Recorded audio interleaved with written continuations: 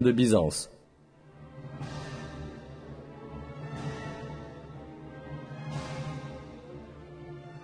En fait, Byzance avait alors subi de telles pertes qu'il semblait impossible qu'elle puisse même continuer à exister, et encore moins connaître à nouveau la victoire. Non seulement les Perses, mais aussi les Avars, les Slaves et les Lombards constituaient de graves menaces pour l'Empire byzantin.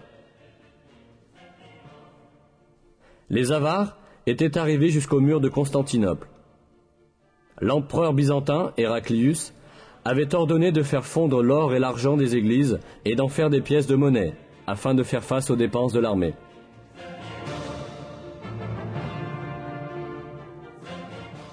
De nombreux gouverneurs s'étaient révoltés contre l'empereur Héraclius, et l'empire était au bord de l'effondrement.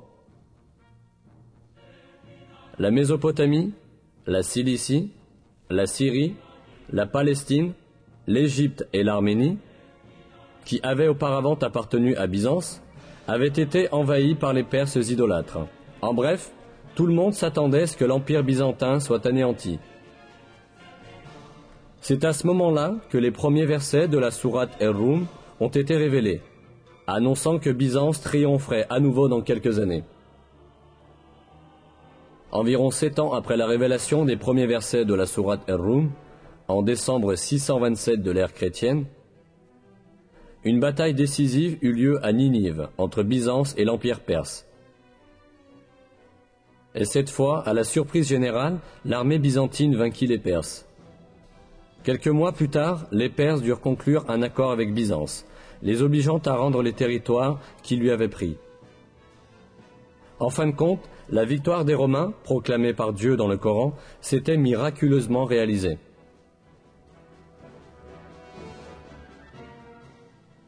Un autre miracle révélé dans ces versets est l'annonce d'un fait géographique qui ne pouvait être connu de personne à cette époque. Dans le 3e verset de la sourate Er-Rum, nous apprenons que les Romains ont été vaincus dans la région la plus basse de la terre. Cette expression, Adna el-Ard en arabe, a été interprétée dans la plupart des traductions comme signifiant un endroit voisin. Cependant, ce n'est pas le sens littéral de l'expression, mais plutôt une interprétation au sens figuré. Le mot Adna en arabe est dérivé du mot Dani, qui signifie bas, et Ard signifie la terre.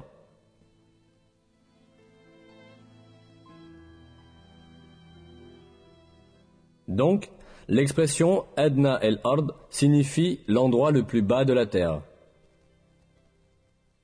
Ce qui est très intéressant, c'est que des batailles cruciales de la guerre entre l'Empire byzantin et les Perses, où les Byzantins avaient été vaincus et avaient perdu Jérusalem, s'étaient réellement déroulées à l'endroit le plus bas de la terre.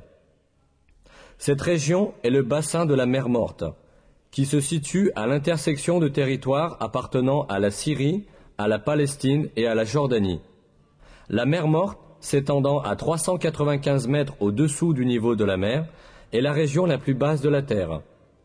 Cela signifie que les Byzantins furent vaincus à l'endroit le plus bas du monde, exactement comme l'affirme le verset. Le plus intéressant est que l'altitude de la mer Morte n'a pu être mesurée que grâce aux techniques modernes. Auparavant, il était impossible à quiconque de savoir que c'était la région la plus basse sur la surface de la Terre. Pourtant, le Coran affirme que cette région est le point le plus bas de la Terre. C'est encore une preuve que le Coran est une révélation divine.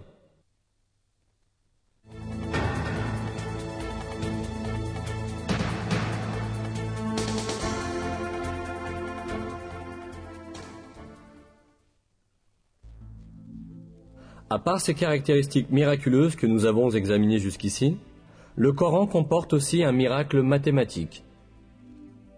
On en trouve un exemple dans le nombre des répétitions de mots dans le Coran. On s'aperçoit que certains mots apparentés sont répétés le même nombre de fois. Voici quelques exemples de ces mots et le nombre de leurs répétitions dans le Coran. Le mot « jour » est répété 365 fois au singulier, tandis que « jour » au duel ou au pluriel revient 30 fois. Le nombre de répétitions du mot « lune » est 12.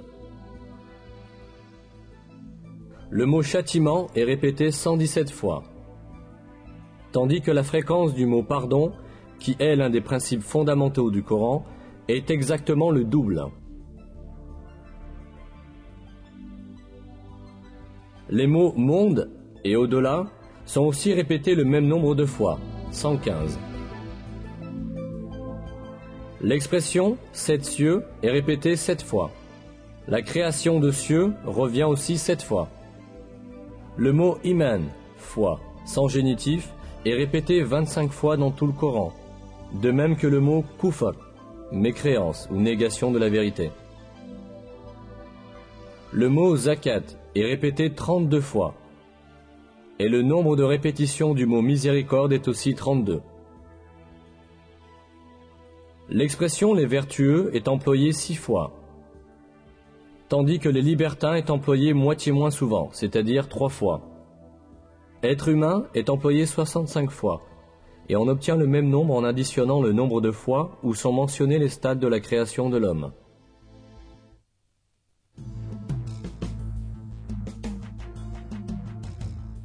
Tout ce que nous avons vu jusqu'à présent montre une réalité manifeste. Le Coran est un livre si extraordinaire que tout ce qu'il rapporte s'est avéré vrai, et que des faits que nul n'aurait pu connaître à l'époque ont été annoncés dans ces versets.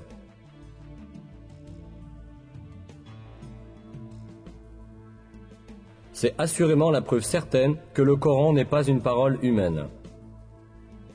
Le Coran est la parole de Dieu, l'auteur de toutes choses, le Tout-Puissant dont le savoir s'étend à toutes choses.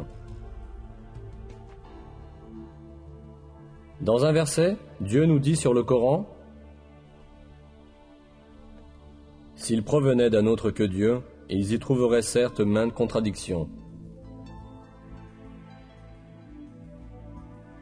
Non seulement le Coran ne contient pas de contradictions, mais chaque information qu'il apporte révèle, chaque jour un peu plus, le miracle de ce livre divin. Il appartient à l'homme de s'attacher fermement à ce livre divin révélé par Dieu, et d'en faire son seul et unique guide.